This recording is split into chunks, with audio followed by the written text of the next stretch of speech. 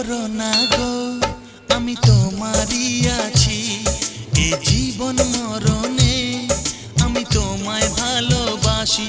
আমি তোমার ছায়া হয়ে রব তোমার পাশাপাশি।